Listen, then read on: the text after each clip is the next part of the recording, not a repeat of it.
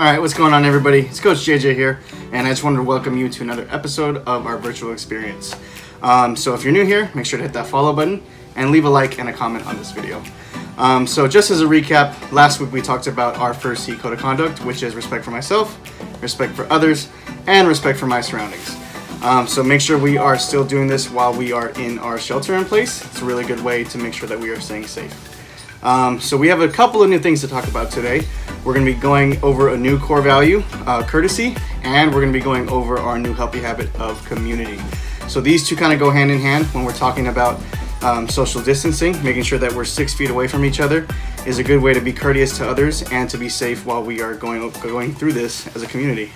So with that said, I'm going to turn it over to Coach Tim, and he's going to talk about our golf fundamental for the day and the station that we have set up for you guys. All right, Coach Tim? Hello, and welcome to our golf skills class today. So our golf skill today that we're working on is distance response, distance to our target.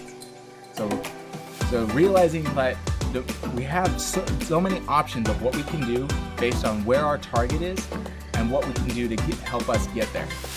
So for today's activity, we're going to be using our courtesy to make sure that we're in a safe environment where nothing can get broken, and that we're using the right equipment so everybody stays safe.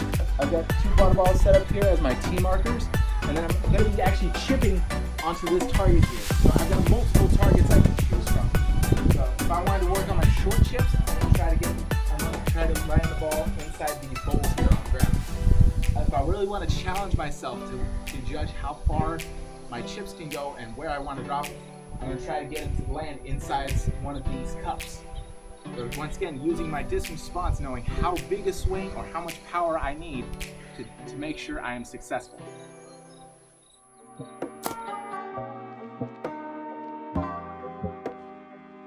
Realize a lot of people don't actually have the availability of golf clubs.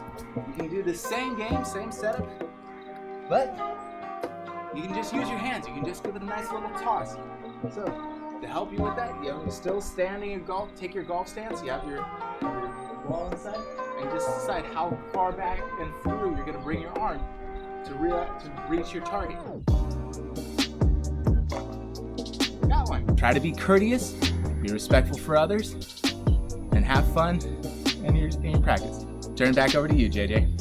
All right, thank you, Coach Tim, for that station. If you want to try out Coach Tim's station and you're at home, feel free to upload a video on Instagram. Make sure to tag us and use the hashtag #GolfAtHome.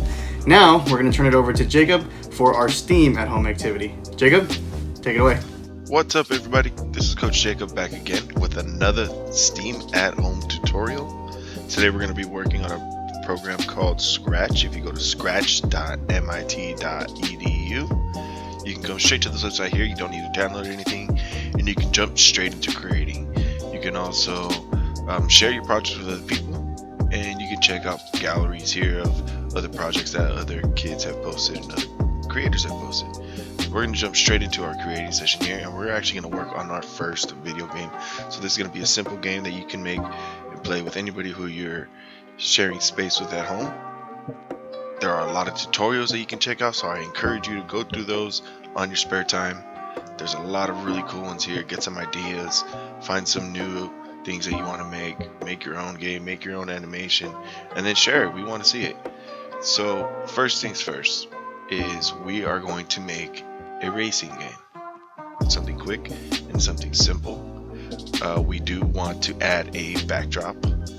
So we're going to click on this area here which says stage, and you're just going to click down and choose a backdrop. So there's already some here loaded.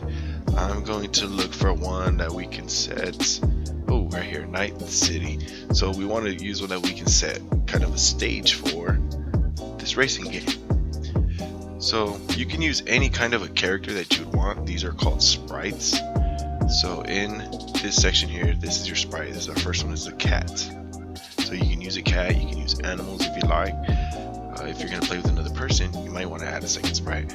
We're going to search up a car because, again, this is racing. So there's 2 cars here. These are the ones I'm going to end up using. We have a convertible. And I'm going to go ahead and I'm actually going to delete this sprite. And I'm going to add in another car. Okay. So we have 2 cars here that we want to use for our racing game. So there's a lot of things that you can do with these. You can change the sizes, which I'm gonna actually do because this one's a lot bigger. So let's see what happens when we change the size here. Move that one over. Gotta make sure that they're all even, so that way you have a fun and fair game. Okay, looks good. So how do we get them to move? One thing you're gonna do is you're gonna, for each sprite, you're going to add in an event. So we're gonna add when space key pressed, and then you're gonna add in a motion. Move 10 steps. So every time I press the space key, this green convertible car will move 10 steps. See that? Every single time it's moving, I'm pressing the space key here. Alright. We're gonna bring our car back. Just drag it over. You may not want to use the space key, so I'm gonna go ahead and change mine to, let's just say the W key. Okay, the W key, and I want it to move only 5 steps. That way it has a little bit less movement. And I'm gonna also do this for my secondary convertible. When space key pressed, 10 steps to match the same amount of speed that the other vehicle's gonna go. I'm gonna change this to 5, and then I'm gonna change this one to a different number. I'm just gonna use, let's just use the letter P. It's on the opposite side of the keyboard, so it'll be easy for 2 people to use one keyboard at once. So now, if I'm pressing W or if I'm pressing P, both these cars are moving. One's moving faster depending on which button I'm pressing, and you and your friend can race all the way to the very end. Whoever gets the first, or to the finish line, that is the winner. Pretty simple. We only made that in a couple minutes, right?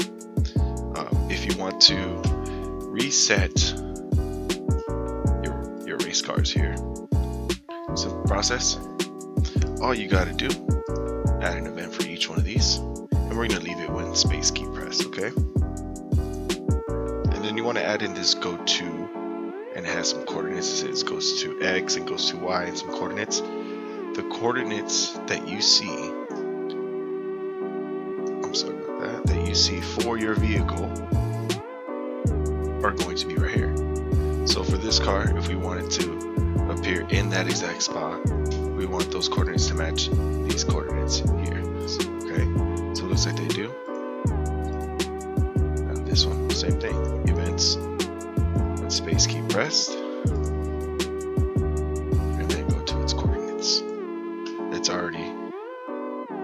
already set there, as you can tell, because it's at a place. So now every time you move your cars and you press the space key, they'll reset. So now, when somebody gets to the finish line, all you got to do to start on round 2 is press that space bar again.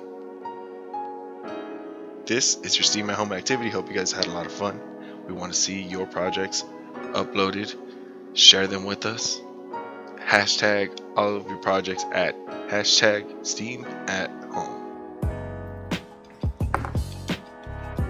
Hi everybody, this is Coach Christian, and thank you for stopping by and watching our video. Today you learned about courtesy, being kind to others, you learned about distance response, and distance to target, figuring out how far or how close something is. We also practiced our healthy habit, community. Right? What does community mean to you?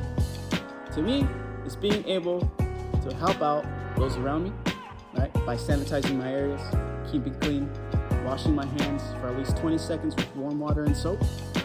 Different things you can do for your community. What are some things you can do? If you enjoyed our STEM activity, you can check it out at scratch.mit.edu, and you can also learn how to program your own video games. If you enjoyed today's video, go ahead and drop a like or leave a comment about what you would want to learn in the future. And then we hope to see you again in our next installment of Virtual Experience. This is Coach Christian, signing off.